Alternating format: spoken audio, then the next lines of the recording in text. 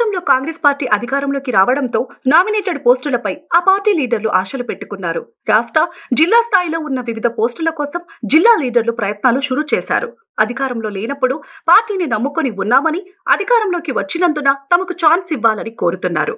తమ గాడ్ ఫాదర్ల ద్వారా ముమ్మర ప్రయత్నాలు కొనసాగిస్తున్నారు. జిల్లాకు చెందిన ముఖ్య నేత షబీర్ అలీకి ఇటీవల ప్రభుత్వ సలహాదారుగా అవకాశం లభించింది. ఈయన ద్వారా నామినేటెడ్ పోస్టుల కోసం సిఫార్సులు చేయించుకునేందుకు కొందరు లీడర్లు రెడీ అయ్యారు. పార్టీ అధికారంలో లేకున్నా నమ్ముకుని ఉన్న దృష్ట్యా ఛాన్స్ కల్పిస్తారని ఆశిస్తున్నారు. జిల్లా స్థాయిలోనూ గ్రంథాలయ చైర్మన్తో పాటు మార్కెట్ కమిటీ చైర్మన్, వివిధ ఆలయాల చైర్మన్, డైరెక్టర్ పోస్టులు ఖాళీగా ఉన్నాయి. ఇటీవల ఎల్లారెడ్డి మార్కెట్ కమిటీ పాలక వర్గాన్ని రద్దు చేస్తూ ఉన్నతాధికారులు ఉత్తర్వులు జారీ చేశారు.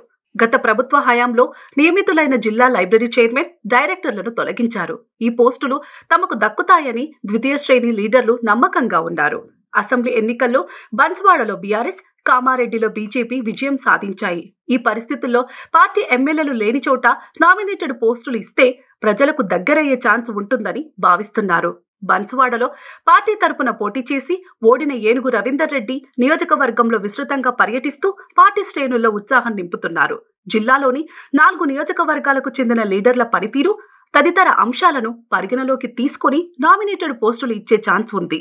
పార్టీలో కొత్తగా చేరిన వారు సైతం తమకు పదవులు దక్కుతాయని భావిస్తున్నారు. పార్లమెంటు ఎన్నికల్లో రాష్ట్రంలో అత్యధిక స్థానాల్లో గెలుపొందాలని కాంగ్రెస్ భావిస్తోంది. ఎన్నికలకు ముందు కొన్ని నామినేటెడ్ పోస్టులు భర్తీ చేయడం ద్వారా స్థానిక లీడర్లు శ్రేణుల్లో ఉత్సాహం నింపేందుకు రాష్ట్ర స్థాయి పోస్టులను భర్తీ చేయొచ్చనే ప్రచారం నడుస్తోంది. దీంతో మొదటి విడతలోనే పదవులు దక్కించుకోవాలని జిల్లా లీడర్లు ప్రయత్నాలు చేస్తున్నారు. పార్టీ ముఖ్య నేతలను కలిసి నామినేటెడ్ పోస్టుల్లో తమకు అవకాశం ఇప్పించాలని కోరుతున్నారు.